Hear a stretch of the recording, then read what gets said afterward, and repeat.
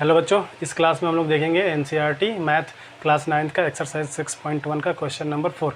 तो सवाल बोर्ड पे लिखे हैं, इसको पढ़ के दिखाते हैं। इसको समझिए। बोल रहा है कि if x plus y equal y plus z then prove that A O B is a line. मतलब x plus y y plus z के इक्वल है तो हमको प्रूव करना है। ये फिगर में दिया है ना, ए ओ बी, ये वाला बीच वाला जो है इसको लाइन प्रूव करना है। ठीक है, तो इसको सॉल्व करते हैं। सबसे पहले क्या करते हैं, जो क्वेश्चन में दिया है उसको लिख लेते हैं। तो उसके लिए सबसे पहले हेडिंग क्या हो जाएगा, गिवन। जो इन्फॉर्मेशन है उसको नोट कर लेते हैं। क्या इन्फॉर्मेशन है कि x प्लस वाई किसके बराबर है, W plus z. X y हमारा यहाँ पे क्या है, एक्स वाई हमारा एंगल है, x और y। ठीक है, एंगल x और एंगल y का सम किसके बराबर है, एंगल W और एंगल Z के बराबर है। बस इतना इन्फॉर्मेशन है। क्या प्रूव करना है उसको भी लिख लेते हैं। टू प्रूव, हमको बोला है कि प्रूव करिए A O B is a line. ठीक है, इसका मीनिंग क्या होगा, लाइन का मतलब क्या हो गया, लाइन के एक ही तरफ के एंगल का सम कितना होता है, 180 होता है। मतलब इस लाइन, अगर हम ए ओ बी को लाइन प्रूव कर सकते हैं कब, जब y प्लस एक्स 180 के बराबर रहे या z प्लस डब्ल्यू 180 के बराबर है। तो इसको ऐसे भी लिख सकते हैं।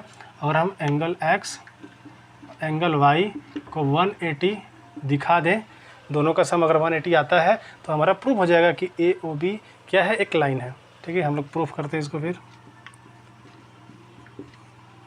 ये बहुत ही इजी क्वेश्चन है, इसमें हमको बस एक ही कॉन्सेप्ट पर ध्यान देना है, कंप्लीट एंगल।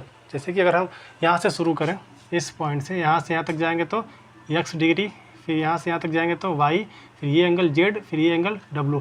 तो जहाँ से चले थे घूम के वहीं आ गए, पूरा एक चक्कर लगा लिए। और हम x से चले और पूरा कंप्लीट घूम के x पे आ गए तो हमारा कितना एंगल क्रिएट होगा, तो 360। तो सबको ऐड करते हैं, लिखते हैं angle x plus angle y plus angle Z plus angle W।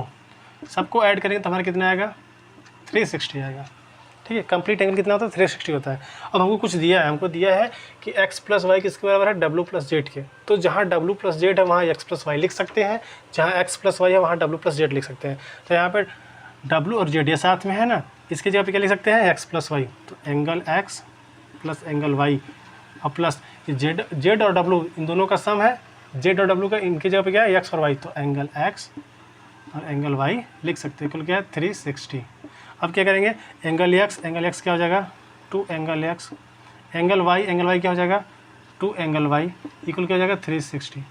अब क्या करेंगे, यहाँ से हम लोग 2 कॉमन करेंगे, ट्रांसपोज करेंगे।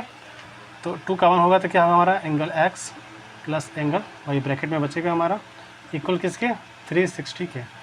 अब 2 को ट्रांसपोज करेंगे मल्टीप्लाई के फॉर्म में, उधर क्या हो जाएगा डिवाइड। तो हमारा हो जाएगा angle x plus angle y equal 360/2। अब 2 से इसको डिवाइड करेंगे तो फाइनली हमारा कितना आ जाएगा, angle x plus angle y equal आ जाएगा हमारा 180।